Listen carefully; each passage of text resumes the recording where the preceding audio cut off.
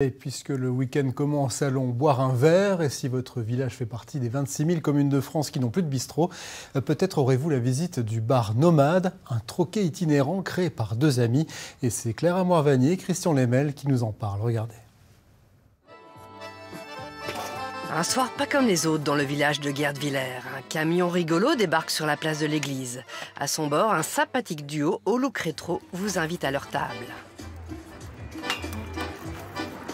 Le fait qu'il n'y ait pas beaucoup de débits de boissons, de troquets ou de bistrot, force a été d'admettre de se dire que si on voulait aller boire un coup dans le coin, il fallait que ça vienne de nous.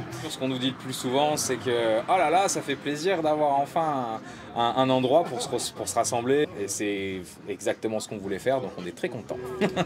5 mois que Florent et son compère Grégoire se sont lancés dans cette aventure avec leur bar itinérant. 3 à 5 soirs par semaine, ils apportent de la vie dans les communes autour de Bar où ils habitent. Ils ont investi 50 000 € dans l'affaire avec cette ancienne bétaillère des années 70. Elle est âgée déjà, hein? Bah ouais, 52 balais. Hein. Ah quand même. Bah ouais, ouais, ça va pas pour un camion, c'est âgé, sinon ça serait encore tout jeune. Ouais, c'est sûr. Ça fait quelques années maintenant que les 2 restaurants sont fermés.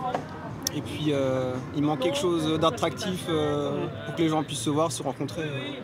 C'est presque improvisé, donc c'est sympa. Au comptoir, la bière est alsacienne, le vin vient de Bar et on coupe son saucisson et son fromage entre amis. Florent et Grégoire se connaissent depuis le collège. Tous deux charpentiers, ils ont pu aménager leur emploi du temps pour le bar Nomade. Heureusement qu'on se connaît depuis super longtemps et en 15 ans, je crois qu'on s'est jamais pris la tête une seule fois. Je l'aurais fait avec personne d'autre. C'est un projet du cœur et on est vraiment content d'avoir fait ça tous les deux. Avec l'arrivée du printemps, les deux copains espèrent bien avoir de plus en plus de clients. Ils rêvent même d'un deuxième fourgon.